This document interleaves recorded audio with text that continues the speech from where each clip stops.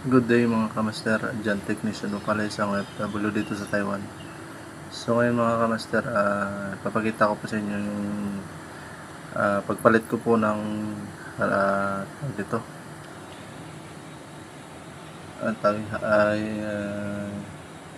heating rubber sa tawag nito sa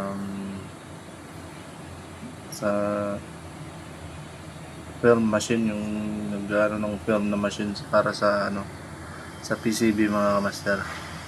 So dahil mag-isa lang ako, napakahirap. Madali lang siyang baklasin mga kamaster, kung makikita nyo. Madali siyang mabaklasin, kaya lang mabigat kasi, solid kasi nabakal yung sa loob ng rubber na yan. So mag-isa lang ako, kaya medyo mahirap. Yung operator niyan is busy din, marami din siyang gawa, kaya mag-isa. So ngayon yan, isasalpak ko na, patulong muna ako sa kanya mga kamaster, kasi mabigat, mahirap siyang itugma yung gear niya, lalo na sa kabila hindi ko masyadong kita, kaya nagpapatulong ako sa kanya kasi nasa likod yung yung gear, kaya mahirap isalpak. Actually kinat ko na yung video, almost kalahating oras ata kaming nag-a-adjust dyan bago na salpak, kasi hindi rin alam ng operator ko, ayun ng operator ng machine.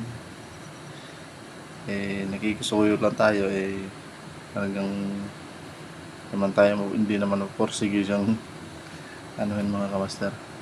So yun yung pangalawang yung pangalawang rubber na yan, yung sa taas medyo madali siya, pero yung sa baba, yun yung pinakamahirap, yung sa baba salpak. Medyo mabigat talaga siya tapos may dinudugtong pa, ang dami pang sensor na dadaanan. Yung sensor pa, hirap ingatan mo talaga na matamaan, at saka yung clip ng film dapat ingatan mo talaga, kaya medyo mahirap talaga siya isalpak, lalo kung mag-isa ka. Actually kinakabit ko na yan siya, patapos na yan mga kamaster. Madali lang naman siya baklasin, pero yung pagkabit sa ilalim yung pinakamahirap, kasi hindi mahirap mahirap itapat yung yung mga spline ng gear niya.